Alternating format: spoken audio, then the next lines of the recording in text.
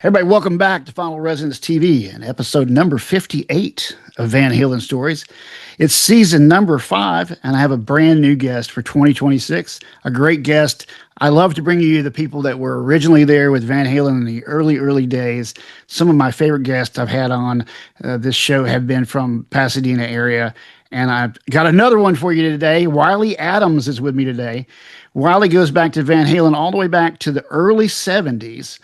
And we have some amazing stories. He obviously lived in Pasadena, was at the backyard parties. He even had Van Halen play at his wedding, which we're going to talk about a little bit. And we're going to get into it all. So welcome, Wiley, to the show. Welcome. Thank you. Thank you for having me. Let's just start out with your original trajectory into music and into Pasadena. You start hearing music, and then how do you get to Pasadena? What year is that, and that kind of thing? I started on violin in elementary school in the Los Angeles area, and I got in a little trouble, so they put me on double bass, upright bass. They wanted me to start on the bass clef rather than the treble clef. Anyway, so my parents split up, and I ended up going to Ohio, and where the location in Ohio had no music program whatsoever. So finally, I come back to California with my mom, and I ended up at this junior high school. I didn't get into the music program. I just started teaching myself guitar. I understood enough to get myself started. I eventually got to the high school, Blair High School in Pasadena, where I met some other guys you probably heard of, John Driscoll, Chris Pettit, Rodney Davey, people, some of those guys, old Van Halen guys. And I just happened to, basically when I met Edward was at Barry and Grassmick Music. They had these sound rooms where you can go and get a guitar and an amp and go in the sound room and just play as loud as you wanted and see what you had. And I think Edward was there with his mom. He was in the sound room next to me, and this guy was just wailing away. He was way ahead of me musically, and I think he was about a year younger than I was, and I was overwhelmed, and I kept playing and whatever, and then finally he came out of the music room, him and his mom, and he came over to me. I just didn't expect that, but he came over and said, "Hey, dude. Keep playing, man. You sound good." And I was like, wow, this phenomenal kid is telling me that I'm sounding good. I'm going to keep playing. So I did. We went a little bit different. I made sure that I stayed in touch with, a lot of these guys. I'm still in touch with John Driscoll. So I had a lot of rock in me, but I was actually playing with an R&B group at the time. And I would see those guys every now and then. They'd come and hear the group I was with play. So that's pretty much how I got started with him. Yeah. So the R&B group. What was the name of your R&B group at the time that you were playing with, that they were around? The group was called the Burning Coals. Okay. Okay. Music with soul. Right on. I was familiar with most of the groups around town, mainly because I was in a group. There was Dust. I'm sure you probably heard of those guys. They were like neighbors. So anyway, yeah, that's basically how I got to meet Edward. Yeah. Let me ask you this, Wiley. Barry and Grassmuke. Edward talked about working there, delivering pianos for there, and then he bought that famous Marshall that we know about, because it came in on trade-in. That's been the story for years and years. Tell me about that store, and because my perception of it is just some sort of piano store, doesn't have any other kind of gear. But tell me what it really was. Yeah, no, Barry and Grassmick had everything. Okay. They, as a matter of fact, this is the first time I ever saw a Hohner fretless bass was in Barry and Grassmick Music Store. Also, I believe at least one of the salesmen there was a member of Mammoth. Okay. The early group. And And but they had pretty much everything. They had band equipment, guitars, basses, drums, pretty much everything. Okay. I don't know why or when they went out of business. I was in the Air Force, and I was gone to Alaska and so on. When I came back, they were gone, and Dr. Music was down the road. But Dr. Music was, they moved around a couple of times, a couple of different locations, but they had pretty much everything you needed to. Let me ask you this about another music store that was in town, and I don't know whether it was there at the time because this would have been later, maybe when you were gone. But Sound Chamber, where he bought this crazy guitar, the Shark, was another store there on Molino, I think it is, over by the Playhouse. Did you ever go there? Yeah. El Molino. I never went. I don't remember that place, but I have an idea where it may have been. Yeah. There was a record store called Pooh Yeah. Records, and I think that music store might have been the location of Pooh at one time. Okay. Yeah, there's where the Playhouse, where the Pasadena Playhouse is, right? Yes. Okay. Yes. So these buildings were right next to it on the right there. There were three of them that were identical. The facade was all the way down, all three of them. It's a kind of a block of buildings, and that's where I was told it was. And a lot of my contacts had been there, but it was probably after you left, which was what year did you leave to go in the Air Force? That's what happened. I went to the Air Force in '73. The wedding reception was '74.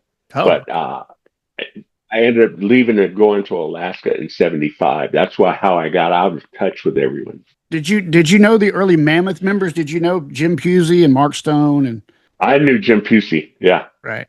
I knew Jim Pusey. His parents owned the Amos Dance Studios up top of Altadena Drive, or up Altadena Drive and Lake. And I went up there to jam with him. He was a phenomenal organist. I think he had a Hammond B3 in the studio itself. Myself, there was another bass player. Kevin Ford was up there. I remember Steve Hapner from Arcadia. I think he was with them shortly for a short period. Okay. So the dance studio you're talking about, we see pictures of Edward and his brother and Pusey and Mark Stone in a dance studio. It looks like a dance studio they're rehearsing in. Is that the same place? It probably was. I would imagine so, yes. Because it was in Altadena, up on Lake Avenue. Okay. But everybody was from that basic area. It couldn't have been more than a mile away. Yeah, I've wanted to find that location. I believe it's still there. That building is still there, and it may even still be a dance studio or something like that. I'm gonna try to find it when I'm out there soon. I don't think it's there. No, they have a shopping center that took over the whole block. Okay, and the studio was actually right on the corner of Lake and Altadena Drive. Okay, and I believe it's gone. Okay, well, cool. Find pictures of it. Yeah, I know. Yeah, I do have pictures of it. That's what I'm saying. I've seen photos of it, and people have shared that. Maybe they were old photos, is what I'm thinking.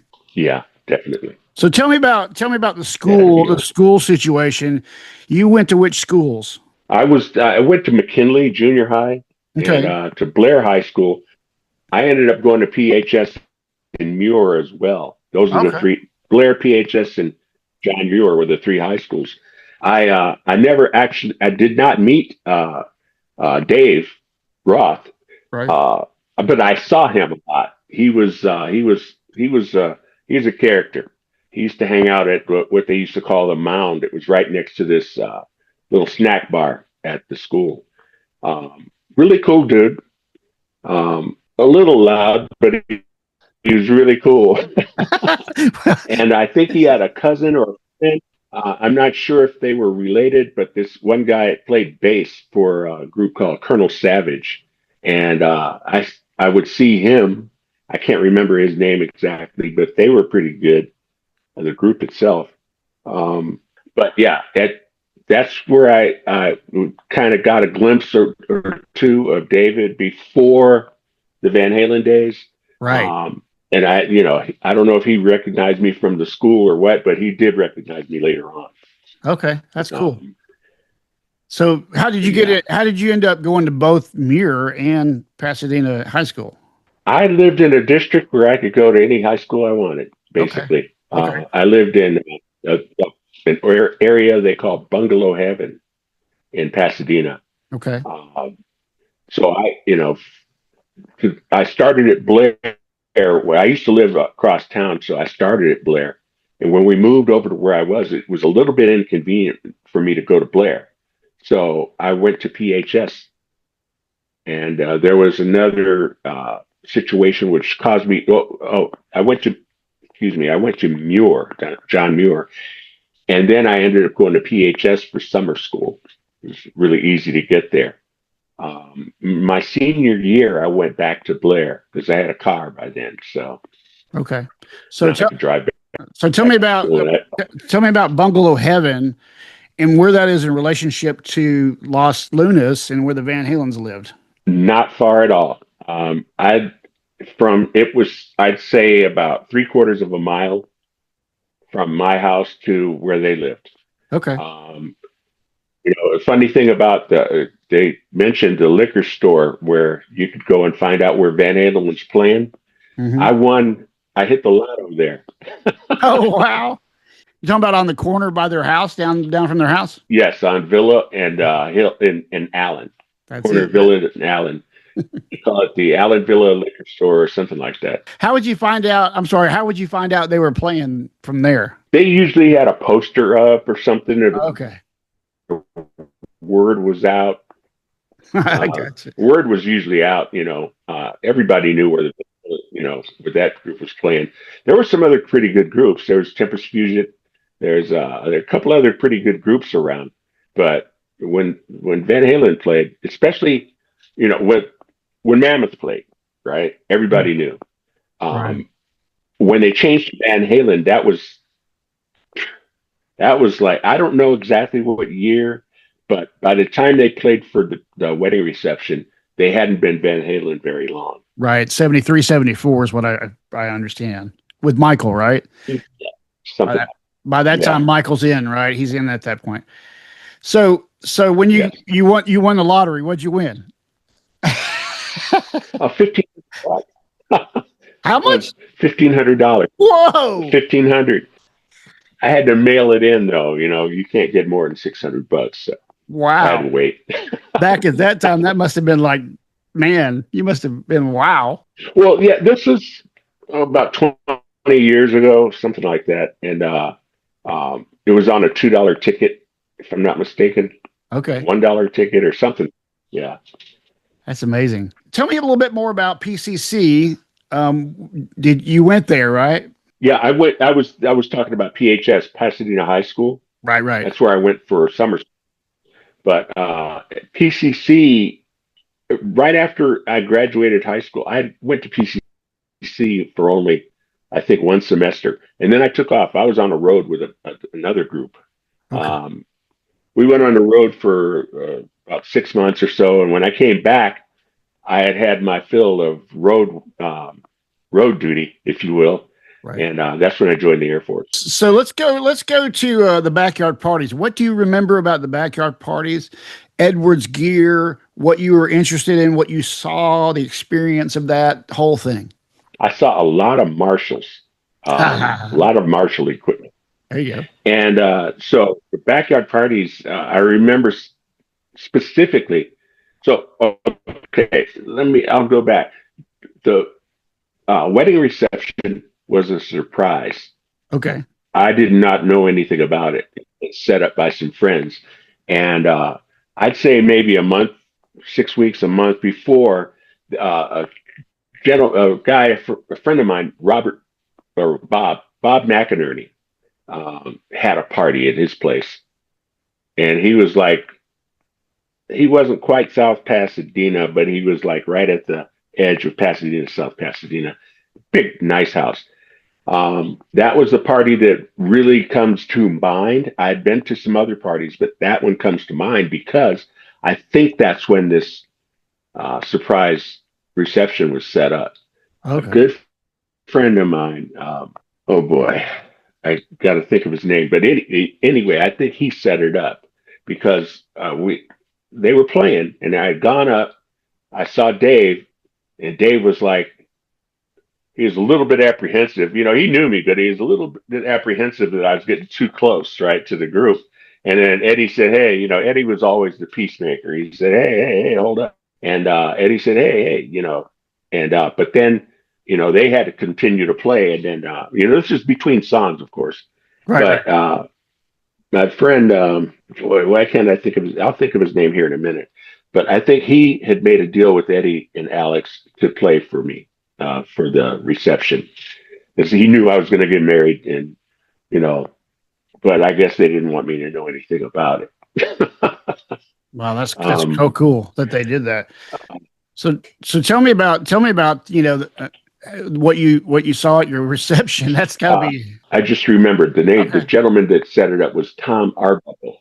Okay. Tom Arbuckle. That's the friend of mine that set this up. So we actually, the surprise was that right after I got married, a friend of mine was driving my car. My ex-wife and I were in the back seat, and he and his girlfriend were driving my car, and they drove us over on, I believe, I can't remember the name of the street, but that's where Tom lived, Tom Arbuckle's house, Okay. and you could hear, uh, you know, it's unmistakable. You could hear Van Halen playing. You know, they were loud, and you know, the music was like top of the line. So we went up, and they played for a while. They nodded when they were busy playing. They nodded as I came through, and so on. And so here's the equipment thing. I guess maybe 45 minutes later, something like that, they stopped, and Eddie got on the mic and said, "Hey, where's the groom? Tell the groom to come up here." So Eddie handed me, it was like a black Strat, but it was supercharged. You know what I mean? It was really built differently than a regular Strat. And he handed it to me and let me play. So myself and Rodney Davey went up and we played. I don't remember what we played. By the time I got up there, I was hammered. So I couldn't play, and I was embarrassed anyway because you know you don't follow Edward Van Halen. You know, if you got any brains, you don't follow him. so so you know, Rodney and I got up and played a couple of times, and then you know, I put the guitar down, and I had the nerve, you know, because I felt funny. Anyway, I went and sat on Alex's drums. I played just a little bit. We weren't playing anything. I was just goofing around. And Alex said, "Hey, man, you can break my sticks," because I think I was doing a flam or something. Okay. And but they were all just really cool dudes, you know. Just I felt that I was just embarrassed. You know, it's like, man, these guys are way ahead of me. You know, I wasn't a bad guitarist, Right. but uh, Edward was ahead of his time.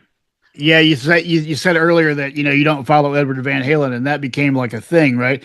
After that, 78, 79, everybody that started to have to follow, well, in 78 specifically, in 78 when everybody had to follow him, the stories are legendary about that. Right. Yeah. You can get yourself shut down or booed if you want. You know? Right. So that same friend of mine that was driving my car that night, he and his wife, by then, I guess they got married. They came up to Alaska where I was stationed. And one of the first things out of his mouth when we picked him up from the airport is like, "Hey, they got signed." Who? Van Halen. They got signed, man. They got signed. I said, "Whoa, okay." So this had to be like 70, late 77, early 78 That's right. that they had been signed. So, you know, I couldn't, you know, I was kind of out of the ballpark. I didn't get discharged until 81. And when I left Alaska, I went to Northern California I was a firefighter in the military and civilian. So I was in Northern California until 81. And then when I was discharged, I went to the fire department. I was working far away and so on. So I missed like California Jam and the US Festival and all these crazy things, because being in the fire department, you just can't take a day off. It's Right. just, that's Right. out of the question. Right. Right. So that's how I missed a lot of the good stuff that was going on after they were signed. I'm basically one of those guys that was there in the, early days. Yeah. Um, the Pettit brothers, I think I was at that. They had a battle. I think it was in high school down in South Pass. I can't remember the name of the high school. And that's where, oh, some of the hottest bands in the Pasadena area were all trying to have this battle thing. And I missed some of the crazy stuff that happened. I heard through the grapevine that they had a big fight or something like that. But these guys were really blowing it, playing their asses off. Excuse my terminology there.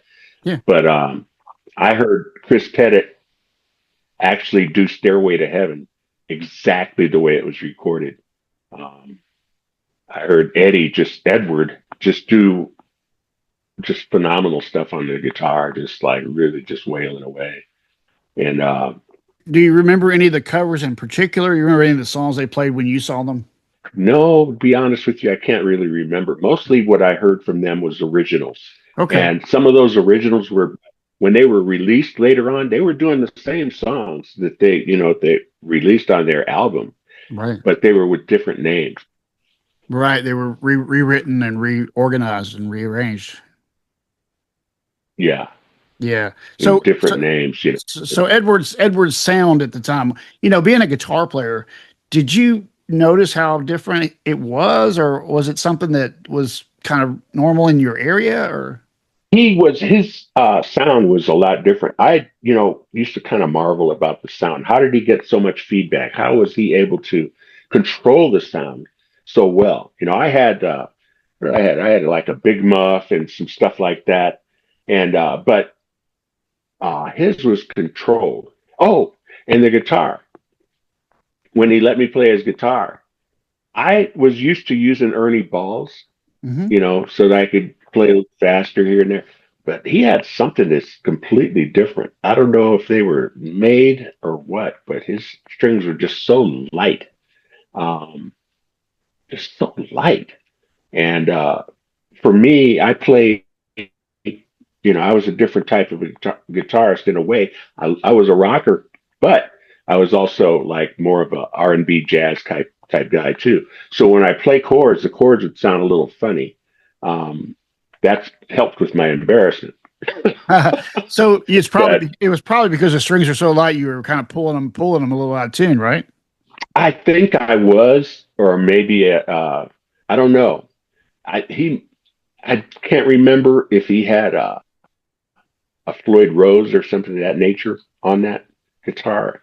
I know that it was light. I know that he did have a whammy bar of some sort, but I don't know if it was the standard. I can't remember if it was the standard Strat or if it was something special like Floyd Rose. Yeah, it would probably been the original Fender trim. But do you remember if it had the rosewood neck on it? Was maple? Do you remember that?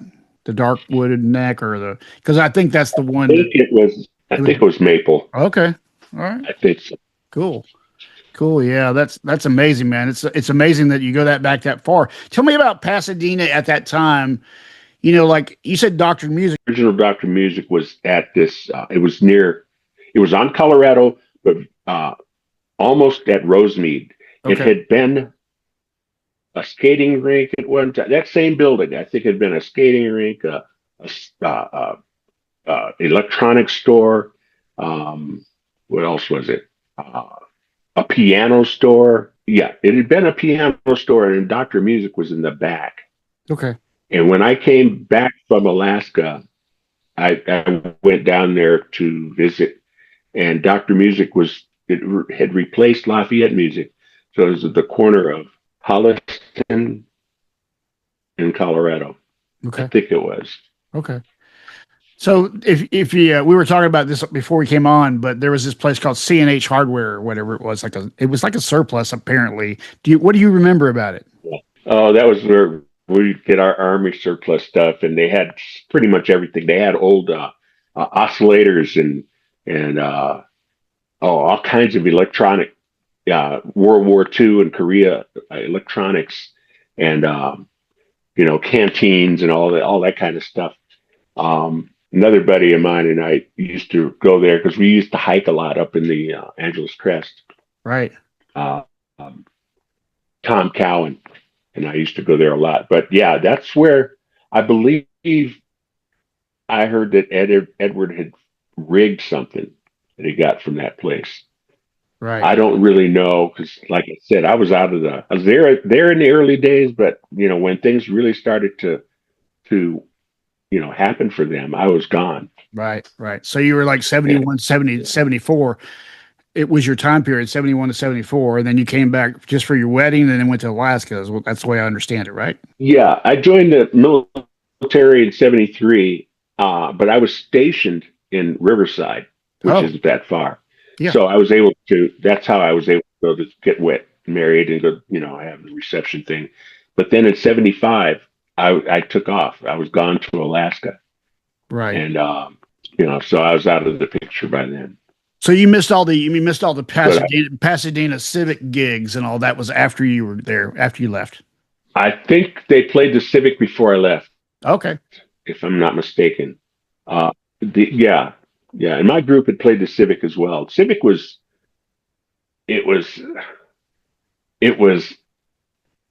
homey, if you will, right?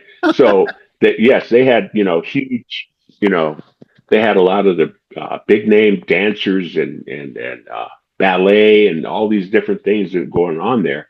But if you had, a decent agent or following or anything of that nature, you can get yourself booked at the Pasadena Civic.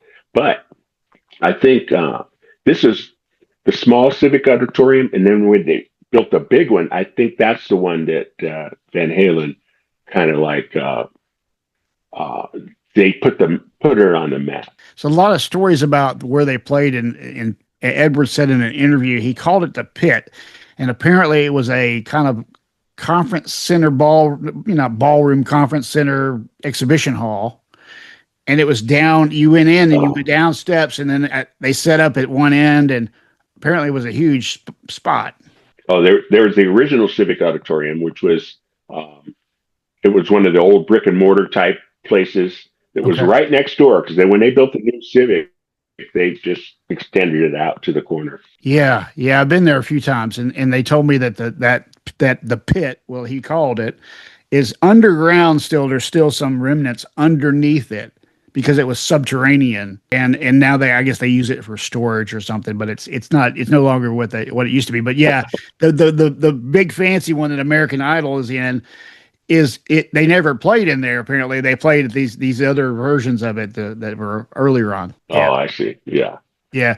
So I've been to Los Lunas a number of times, and all around that area where you said you lived. What was that area like back in the 70s? I mean, everybody tells me it's pretty much the same today. It looks pretty much the same. A lot of bungalows, the bungalow style homes. Right. It's pretty much all like that. But then the way it's set up is you get, you go to these corners and of these large streets like Orange Grove, Hill, Allen, and you see huge houses on the corner. But over toward where Edward and Alex grew up, the houses start to change. They're still bungalows, they're still small. But when you go north of that, the homes get bigger. The closer you get to Pasadena High School, PHS, Sierra Madre, around that, then they start getting bigger.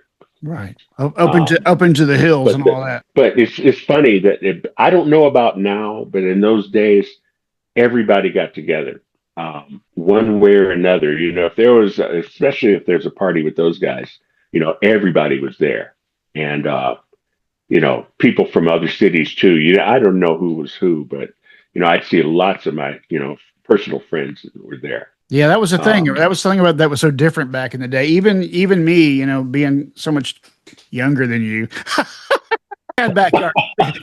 we had backyard parties in 80, 88, 86 to 88, 89 when I was in high school, We had still had backyard parties. We still played those things. That was the great thing. All our friends would come, and somebody's parents would be out of town, and we'd just take over. Yeah. And nobody get angry. It's like, it was really good. No Right. fights, none of that nonsense. Um, those are good days. Yeah, I right. kind of miss it. Yeah. Yeah, there are good Yeah. days. They were good days. They were we had less distractions, and we were really focused on music in a way that I've seen this many times online recently, people talking about how music is sort of forced into the background because there's so many other things around us. Yeah. Yeah. I still record to this day. And, it's like you don't just get discovered anymore. It's not like that. You don't have those types of goals anymore. Um, when you do have a party, well, for mine, here in California. Oh, well, I'm in Arizona. Where am I? When Right. I was in California, a lot of it's pay to play. Yeah. A lot of things like that are pay to play. And, but, I remember back in the days, you could get a gig. For instance, Ron Oda, he was with a group called Crystal Maze, an all Asian group. Hmm. And uh, he had told me that he opened a place called, um, for a minute, it was called Pasadena Drum Center. Okay. He kept it for about 2 or 3 years, and then he went back to work at Dr. Music. But he said that the way he was able to get that store opened was he had a gig for, I think, 12 or 15, 12 years with his group, Crystal Maze, in the Valley. They kept the same gig for like 12 years, and his Right. wife had made him save all the money from that gig so that he could open the drum center. Wow. So you don't get those gigs anymore. It doesn't happen. Yeah, Um, it's weird. Like where I'm at, I'm in Alabama. I don't know if you knew that, but I'm in North Alabama near Huntsville, near the Space and Rocket Center. And in this oh, okay. in this part of the world, there still are some residency house gigs, like during the week. Like I do a residency on Wednesday night at the Holiday Inn, acoustic, every week. I've been there for over a decade, and it's just 7 to 10 acoustic, like we were talking about earlier. So there's a little bit still left of residency gigs. They're few and far between. But when I was growing up, going back to the 80s and the 90s, that was a thing. People set up shop in venues, and they were just the band. Yeah. Yeah. And I love being the house band for 10. I was in place for 10 years. Every weekend, we left everything there. We showed up with our guitars and we went at it. I've got now, my friend Ziggy from the choir. He was in a house band at the House of Blues for quite a few years. I think it's like 3 or 4 years. He said. So they still have them, but then that particular House of Blues is no longer there. Right. The one he did, it was on Hollywood Boulevard, I believe, Yeah. and it's gone. Yeah. There was that. There was a few house gigs at the clubs in Hollywood. I don't know that there's any now, but there was some maybe 10 years ago that were going on. But there's some things like Monday nights, they'll have certain things at the Whiskey. Sometimes it's a run of gigs for one band, tribute band or whatever, that kind of thing. Did you go to the Whiskey when you were younger? No, I didn't. Okay. Actually, I didn't, and I heard that they had gone there, but by that time I was hearing rumors because I was in Alaska.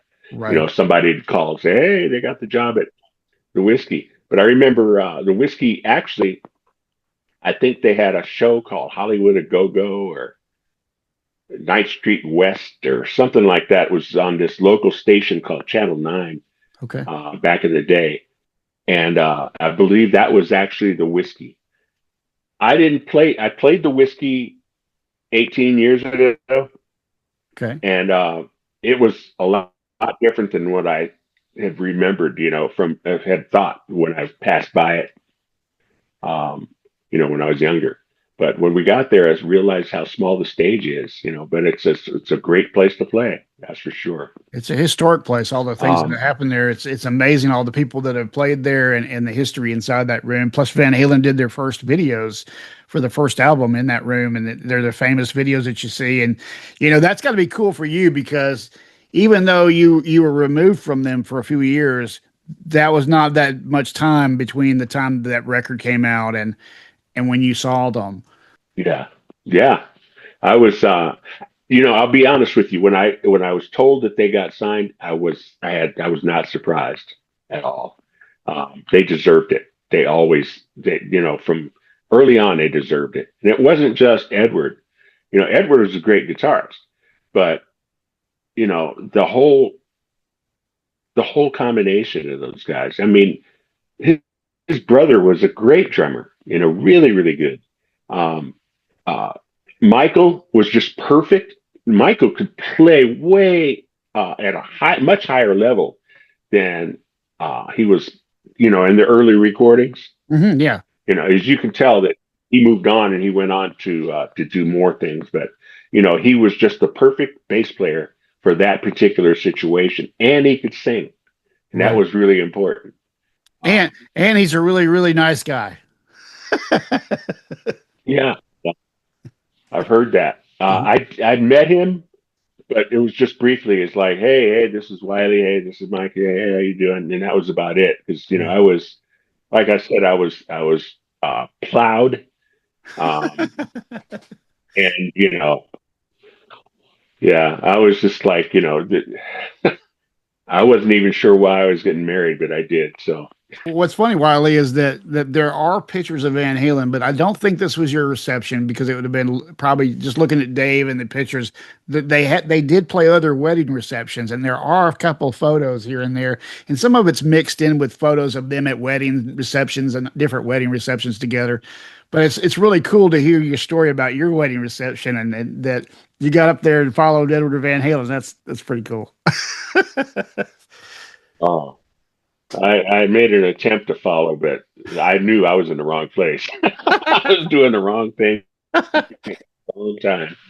You're talking about a generational, legend. You're talking about a Hendrix level guy who changed guitar forever.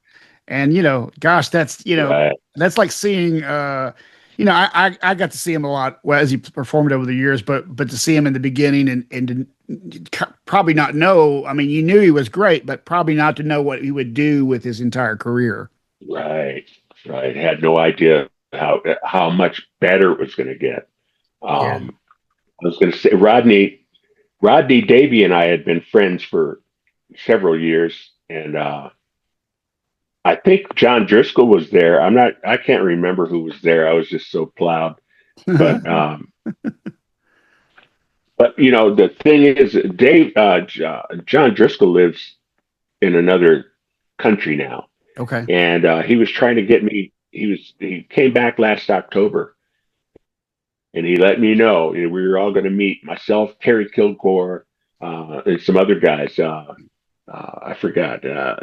Did you know Terry back in the day?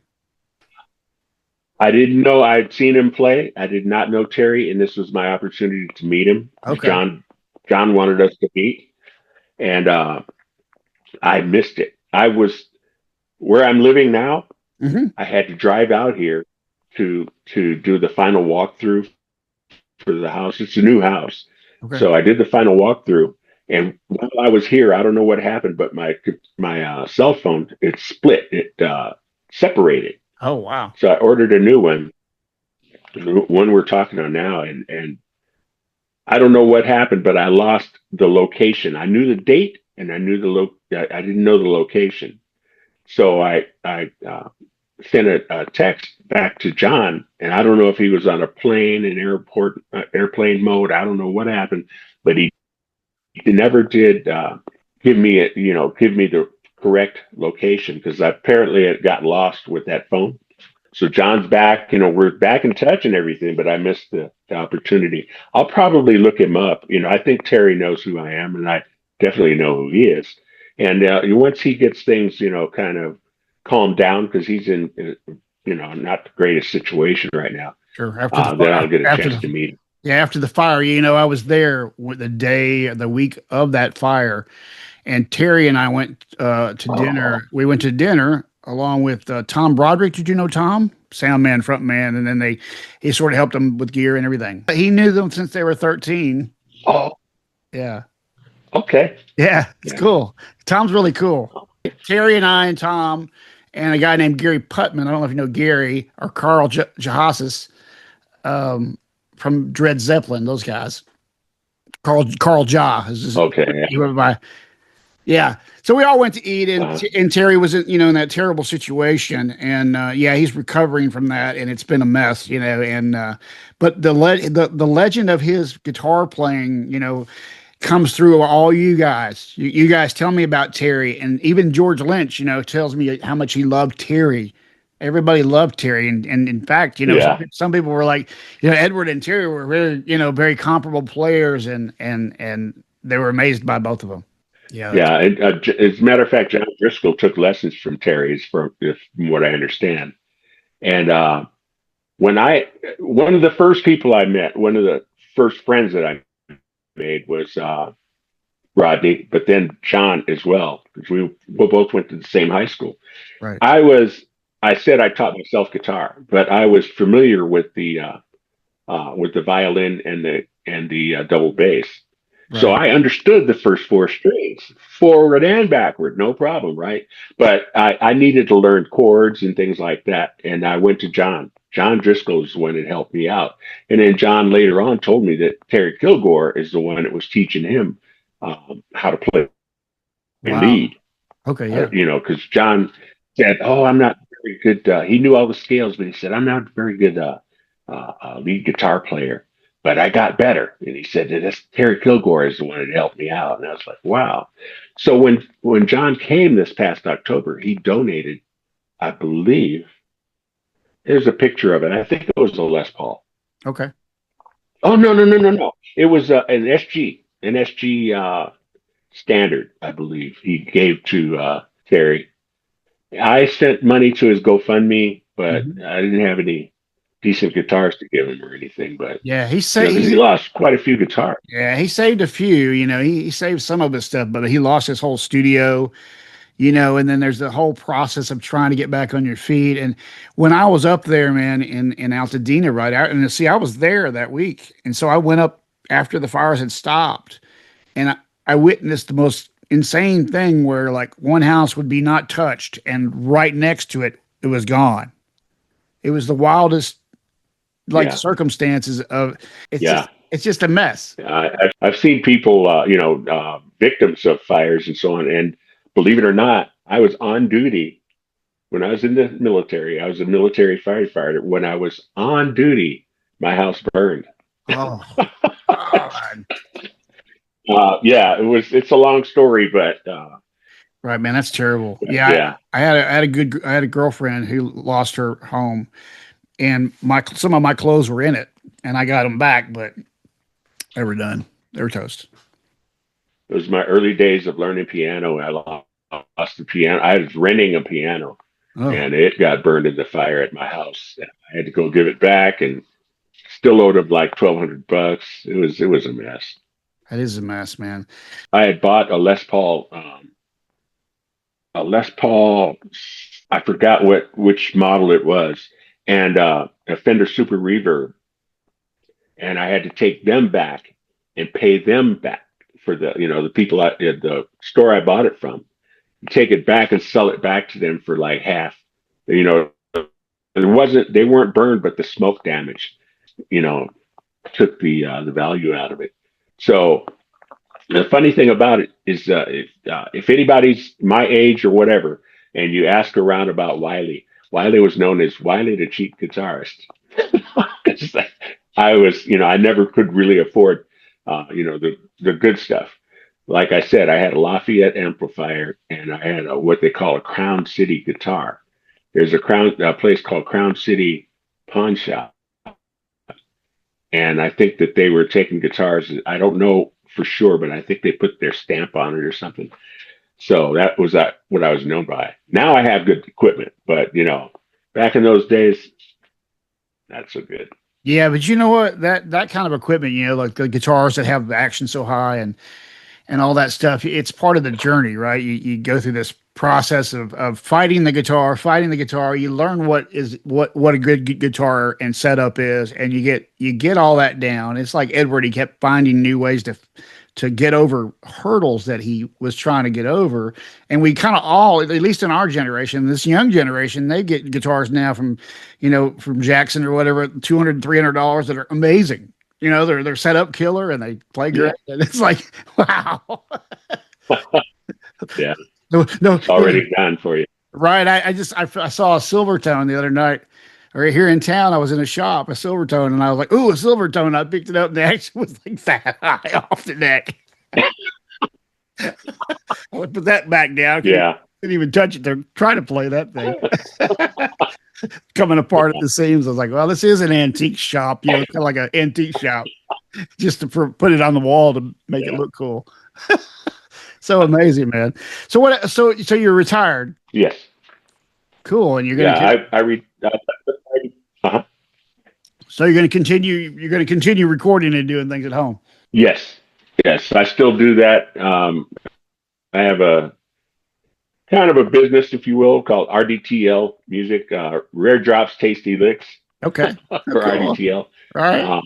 And we do, R&B and jazz, that type of stuff. We do some rock. Uh-huh. We have a couple of releases, but mostly we're just selling music to businesses. Okay. So that's pretty much what I do. And but yeah, I'm retired. I left the fire department, but I'm retired from children and family services with LA County. So now it's all about the music now. Wow, that's so cool, man. It's an amazing journey. Like all the people that were around Van Halen, one of the coolest things about I get, when I get to interview people is I get to hear all these cool journeys that every person has taken, and how Van Halen is part of that journey, and how you were also lucky to have that inspiration, like when I see somebody succeed in life, Van Halen was one of those places for you that you saw this band that you knew, and all of a sudden they're world changing, Isn't that crazy? Yeah. Well, I think, something really cool about those guys is that, they had some crazy things. They did a lot of partying and so on and so forth, but they were still grounded. Right. They were very grounded in what they were doing. And that, I thought that was, that's really impressive. So even though I had my hardships, like I said, I never had any lessons past junior high school, but I had to go and teach myself. But the foundation that they gave me in school, it stuck with me. So that's why, like I said, when we first started talking, I just gave away a bunch of equipment, PA system, some guitars, some keyboards, and all this stuff to the high school. It's like, hopefully somebody else will get a piece of that. They'll get some of that, maybe something that I gave to the school might help somebody and give them some, just some encouragement, some hope. Yeah, and that's what one of Edward's biggest charities was Mr. Holland's Opus, which provided instruments to schools. Oh, yeah, and that thing and that kind of for me out in the public when I meet someone young, they're the first person that I want to, if they're into it, I want to embrace, because I know what that's like to have somebody encourage me to dream a little bit, to have some hope. Yeah. You're a great guitarist. I've heard you, and I think you sound really good. Thank you, man. So, how did you get started? Edward Van Halen on TV, man. This is a crazy story about Edward Van Halen. You remember the show Don Kirshner's Rock Concert, right? Yes. Okay. Yes. So in Alex Van Halen's book, he talks about how his father and Eddie would watch Don Kirshner's Rock Concert when they were kids. And they always thought, well, one day we might be on that show. Well, they ended up being on the show in 1981 or 1982 is when I saw them. And I'd open, 20-inch TV in the middle of the night, flipping channels, without a remote, right? And I flip it over, and it's a video of Jim Ladd interviewing David Lee Roth in David Lee Roth's backyard over there at his house, his big house, and they're talking about the band, and then they show the video for Unchained, which was an '81 tour video, and what I saw, man, was like, I never seen anyone having so much fun at anything as Edward Van Halen playing guitar and those guys. You know, I Yeah. and the intensity of his spirit and the smile, it just was immediately like, oh, this is what I want to do. You know, Outstanding. and then I was off, and it's I even have an Instagram that's called Forever Unchained, where I post historical photos of the band and keep kind of semi historical records of the band. And Forever Unchained is kind of my tagline, because I used to have a like an online name, and it was Forever Unchained on a forum. And to me, it's just Uh-huh. it embodies why I'm here and why I'm talking to you. It's because the inspiration that this guy spread to so many people and the millions of people around the world. None of us are perfect. None of us have a perfect life, but what we can do for other people, like you did for that school, and what Edward did for schools, it's that joy that we want to spread of music, and it's connected to our connection with each other. Yeah. Yeah. Music is universal. Yeah. Absolutely. Yeah, and Yeah. it's so much bigger than people think. It has so much more impact. Even today with as much distraction, these stories like yours, we're going to be able to put this out there for people, and you're part of the historical document. You're giving me the information, and someday some kid is going to go, "Who's this Edward Van Halen guy?" And they're going to find our conversation. They're going to hear about your wedding reception. And You you, know, it's funny you said that. My grandkids yes, have no idea, really. you know, but they'll figure it out. I have a grandson that he plays bass, Yeah. and I think he was in an orchestra. He played a tuba in the orchestra, so Okay. he's musically inclined. But Good. I think someday he'll figure it out. But but he's got some uncles that are playing professional basketball and all this, so his world is different. But eventually he'll figure out who Edward Van Halen was. Right. And then I know he will. he'll find out the awesome story about you. Right. I mean, I think Yeah, that's so cool, man. I was saying this when we introed, yeah, that part of the joy I have in doing this is meeting new people who have the same reverence for this band and for Ed, that it is to me the tribute that I would always want to give to Ed, that he's gone, is like there's not a lot of talk about Ed's contributions. They were very, like you said, grounded.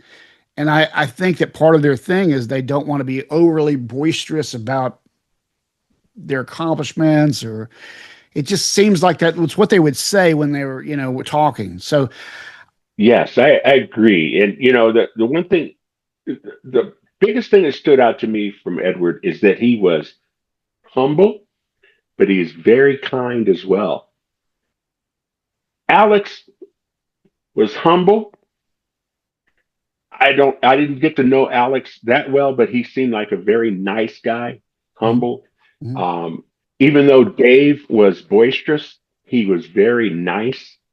He's a good guy. mhm, I didn't, like I said, I didn't know Michael too well, but I've heard that he came from a musical family, mhm. and he seemed to be a pretty cool guy too. Most of the people that I met musically were really cool. Just, I'm sorry to say that a lot of those people are gone. Chris Pettit's no longer here, Rodney Davey. Um, but I'm just, I'm glad, really happy to talk to uh, uh, musicians like yourself that really have some of his Edwards licks down. You're really good at it, I try, man. It's not that and great. and to still be in touch with people like John Driscoll and some of these guys that I remember really well from the old days. I had a little reunion with my uh, band members from the R&B group from high school. Um, Sad to say that like since the reunion, which was about 11 years ago, I think three of them have already passed away. Mhm. It's like it's weird how life goes, but it's funny how music put us all together. Right. You So know, let me ask you um, this question about I Edward. really appreciate the music. Yeah, let me ask you about Edward and his mom because you that's your entry point. And you see his mom. What did she put off to you as a person? Because I've heard a lot of different stories, but mom and dad, there's stories, but there's not direct interaction, and you got a chance to at least have a little bit of a feel for her. She seemed like she was very, very nice, but she was quiet. I'm not sure if she. I didn't get the impression that she spoke really good English Okay, back then. right, I'm not sure. I just know that he was more forthcoming. He was more conversational, and she just had this kind face, and you could feel everything from her just from her presence. She just had this kind looking face. And that was, back in those days in Pasadena, there were, it was just my parents split up, but my mother said, I'm moving you to Pasadena because it's quiet. mm, okay, And that was the whole idea. And I met a lot of just very nice people. And the look on Edward's mother's face was just, she is a kind lady. You can just feel it. you think that like when So you that's probably where it rubbed off. I'm sure. yeah, I was going to say Go ahead. that's what what I was saying about seeing him on Don Kirshner's was that he had a kind face. He had a genuine expression that women loved, men loved, everybody got him somehow. Truly a nice guy, a very nice person. For him to even hear what I was playing, which was not very good, but for him to come and say, "Hey, man, you sound good. Keep playing." And I think we exchanged names at that time, but later on, he would always recognize me. If he saw me when I saw him play or something, I'd get up close enough and say, nod or wave or say, "Hey," and smile on his face. He's just a good guy. Right on. And That's then we talked not really heavily, but at that wedding reception, we talked a little bit, um, enough for him to actually hand me his guitar. It right. was like, wow. And you could tell that guitar was precious. You could tell he was handing something that really meant something to him to actually trust me to hold it for, 5 minutes. And like, wow. And I was impressed with him then. I had no idea that they were going to go to those leaps and bounds and get to become the best one of the best in the world. And I just really didn't know, but I knew that he was the best in Pasadena at that time. And we had some, like I said, some really good guitarists in Pasadena. There's something about Pasadena at that time. It's kind of like I compare it to you know. Let's say Liverpool or something of that nature. All the great stuff was coming out during that British invasion, and here a whole lot of great stuff started coming out of Pasadena. Right, right.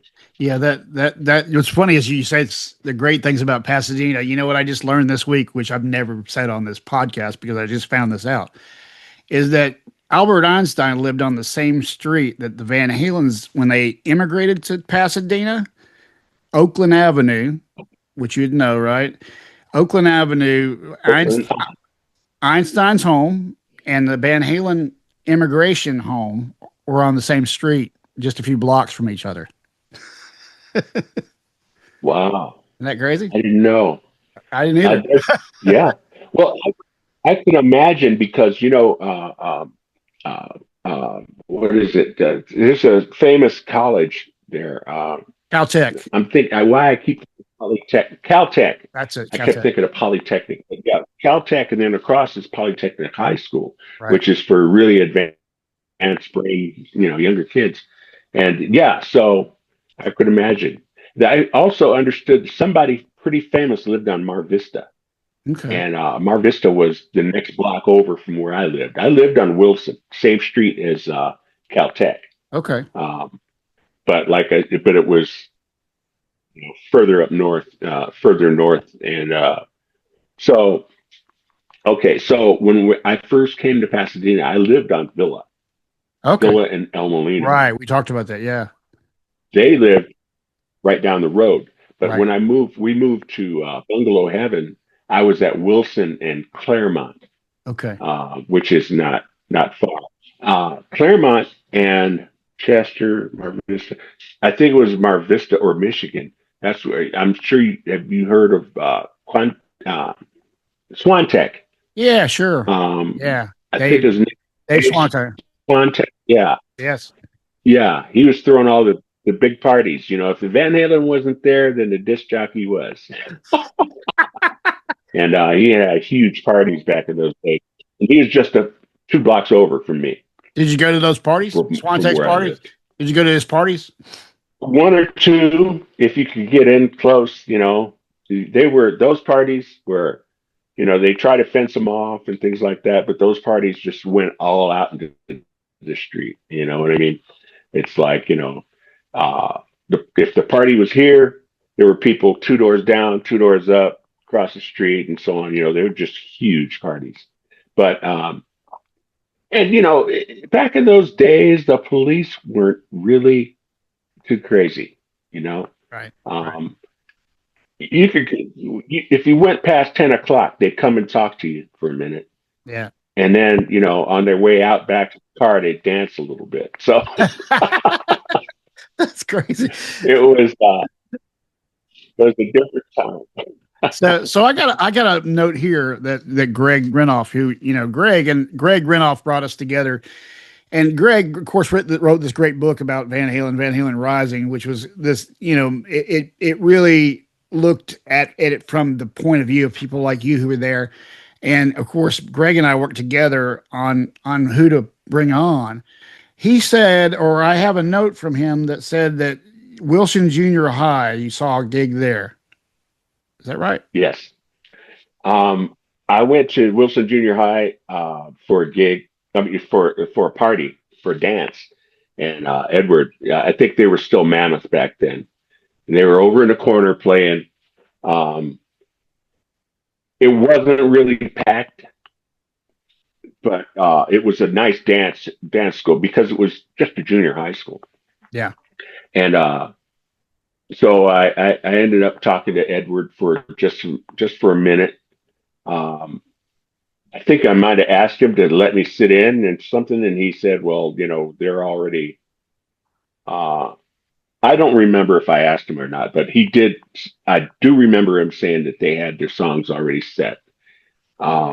McKinley Junior High School, the school I went to, there was a dance coming up. Myself, Rodney Davy, uh, bass player named Joe Foreman, and I think we had a drummer named I can't remember his name, but we auditioned for the thing, and we didn't do too bad, right? They clapped, it's like okay. We started unpacking. They said, "Oh, the next band's coming in. They're a little late." We started unpacking. Who comes in? Mammoth. When they came in, we said, "Well, that gig's done. We're not getting this." And they came in. They barely got tuned up, and they were hired. They were just light years ahead of us. We were playing Creedence Clearwater and stuff like that. They came in and they were just banging away. Yeah. I remember that pretty well. And Edward was the same as always. Hey, dude. Hey, how's it going? It's like just he seemed to remember me, and I mean, like just from the Barry and Grasnick encounter, and I thought that was pretty cool for him to remember that. Right. Right. So yeah, so it was the Wilson Junior High, and that was the one gig that they were playing. But then the one gig that they beat us out of was at McKinley Junior High, and it it was awful. So let me ask you No, I about can't this. say that.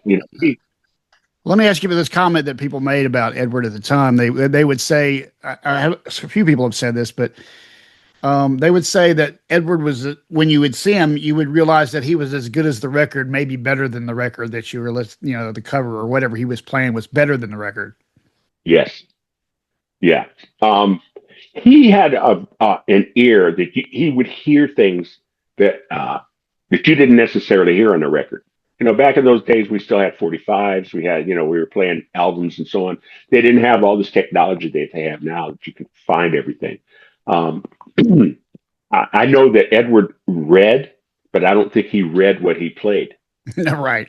Um, the same with me. I read, but couldn't pretty much read what I played because Edward was like a top improviser.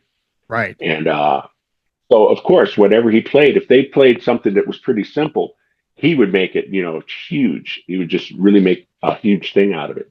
And so, yeah, he did have that ability to play better than what they did. I mean, they play like I can't remember too many covers that they did, but I do believe they did like some Kinks, something by the Kinks. I can't remember exactly which one, but he would.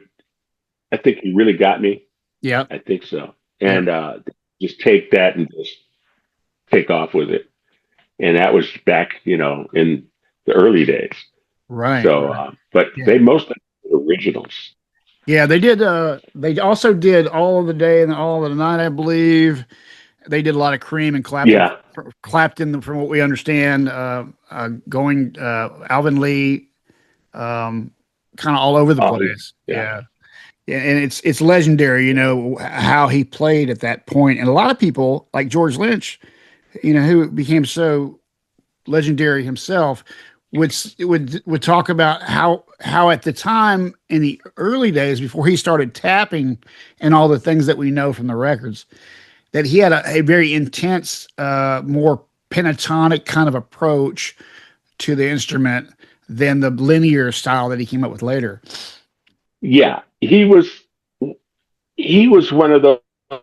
I believe when I would hear him tune up, he was one of those guys that would take a scale and run it through the complete fretboard, then go to a different scale and do the same thing. So he understood everything that he was doing, and I think that's where his phenomenal improvisation came from. Right. But yeah, he didn't. When I knew him, he didn't really tap much. Right. He would do a lot of.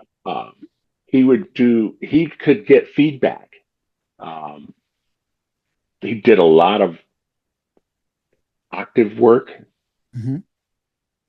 but I don't think he tapped. Not that I remember. Yeah, he didn't until later, from what we know. Yeah, from what we know. Yeah. Yeah. Yeah, the early days. There's a 73 or 4 Pasadena high school one. It's the one where Michael is playing in Snake, and their PA blows up, and Michael has to let them borrow their PA or whatever.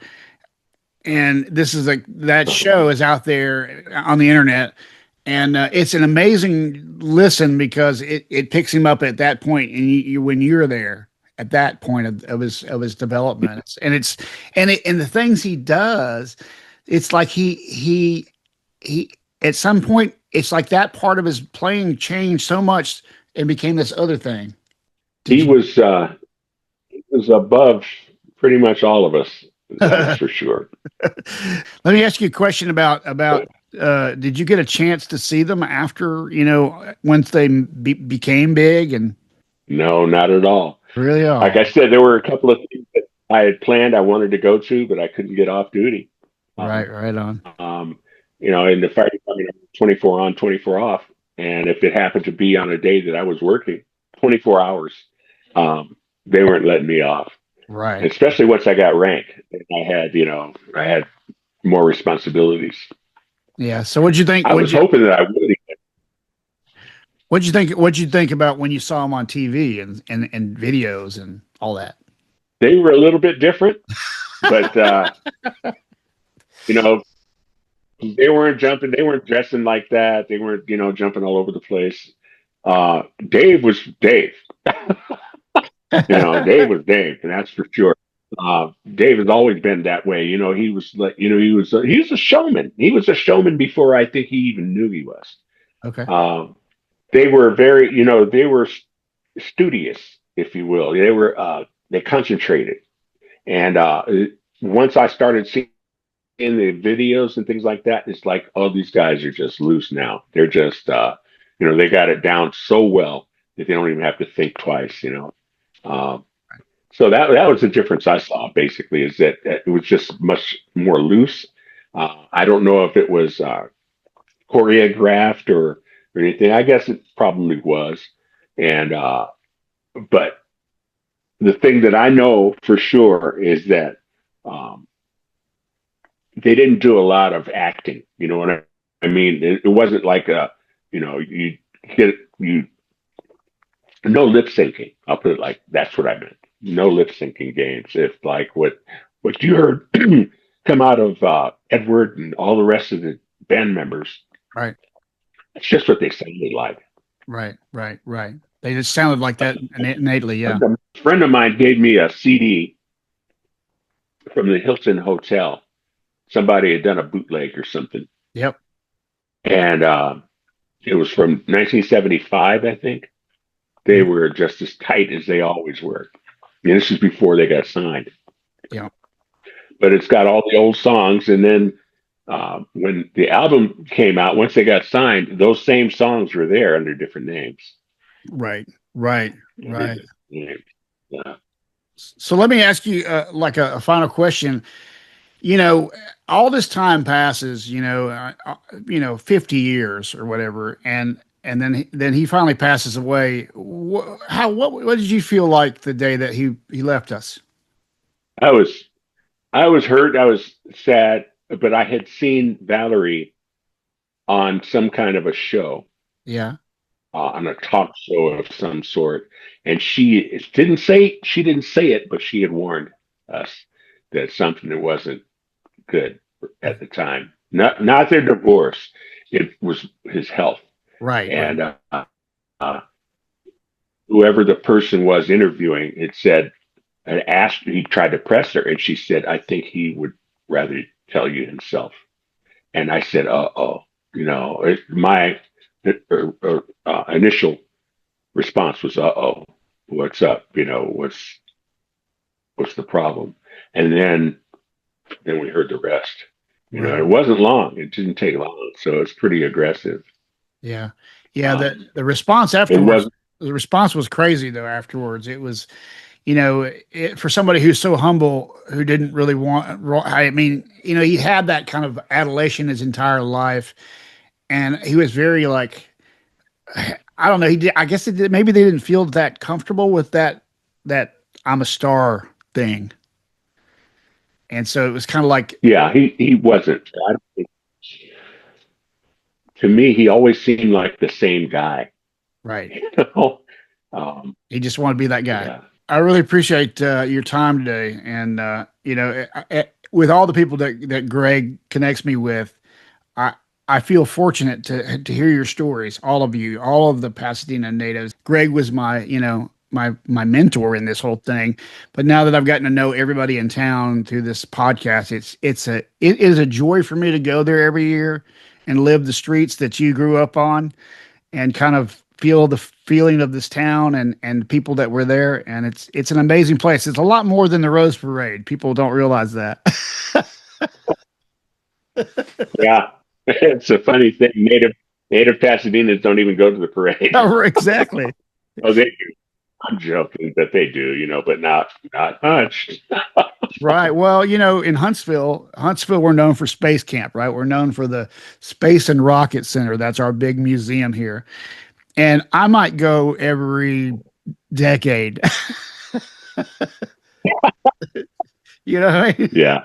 Or sometimes I gig Yeah. there. I gig there because they have a big display underneath the Saturn V where they set the bands up at the far end, and we play there for corporate Oh, events. Yeah. So that's when I see it. nice. That's when I go there for that stuff. So thank you so much, man, for your time today, and it was a pleasure to meet you. I hope you have a great retirement in Arizona, and keep playing your guitar, man, and keep doing what you do. And we appreciate you. Thank you so much. It's been a real pleasure to meet you. And, Thank you. I like your music. Please let me see those videos. You're really good. And, Thank you, sir. Well, you can thanks. follow me all over the socials. You got me, I'm on the YouTuber, and I'm on the Instagram with Forever Unchained 81, and you can find me on Facebook, of course, as well. So let's stay in touch. You got me on Facebook. You already know me there. So let's stay in touch, man. And if I'm ever in Phoenix, we'll go get a drink or something to eat or something. All right. Sounds great. Great to meet Thanks, you, man. Jeff. Have a good day, buddy. Thank you so much. You too. Bye bye. Bye-bye.